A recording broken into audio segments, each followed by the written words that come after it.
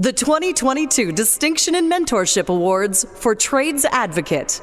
This year's nominees are Ron Hutton, General Manager, New Brunswick Roofing Contractors Association. Ron was key in creating what we have now as an apprenticeship program. And Ron was the driver of that. Literally was leading the charge and making sure that all the contractors and the trade in general got behind this idea that we needed to be heavily involved in creating what we have now. And his leadership really drove the boat there to get this program where it is now. We're already seeing the impacts of his leadership and what he's put together generate results, generate actually journeymen that before would have had to learn on the trade, would have had to learn through maybe less of a formal process, and now they're getting with an actual red seal when they're done this program. Ron's got a lot of great qualities. His best one is a get it done mindset. Like, we give Ron an idea, we want to open a roofing school, and here we are. We've got a 7,500 square foot facility that's one of the best in Canada. Ron loves it. He loves what he's doing, helping the apprentices, and that's kind of a reward to see the successes that the apprentices are having here. We've put 28, we're very proud of that, 28 red seals through. The future workforce for roofers is in training and apprenticeship, and they're going to be the next foremans. And we want them trained properly.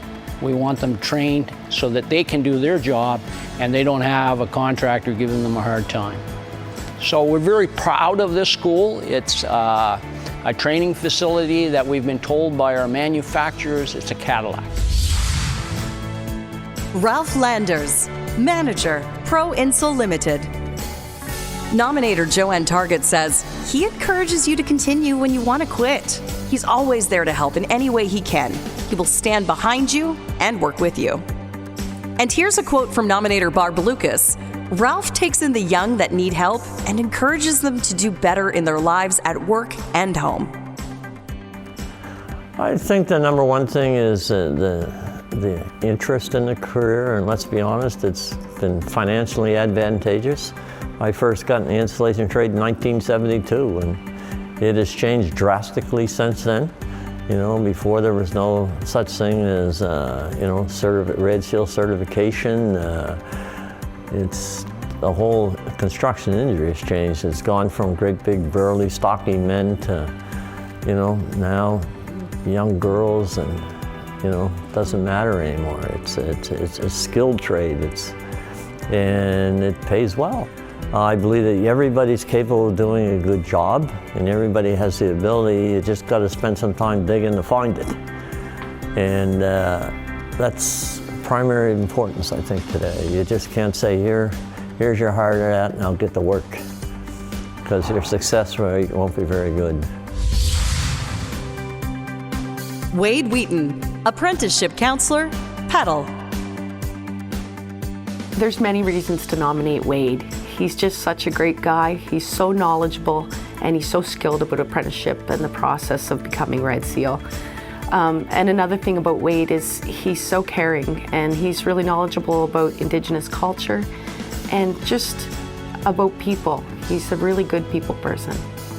We talk in Indigenous culture about barriers, and sometimes getting a career is not only life-changing, it's life-saving. He really does live the trades inside and out. I think being an apprenticeship officer is rewarding in a different way. I mean, when you're working with the tools, you build something, you see it. I think with the apprenticeship role now, I get to see someone's whole career path, where they start off new in the tools, but then they get their Red Seal and they're so happy and they're so joyful, and it's kind of guided them on their whole journey through a career.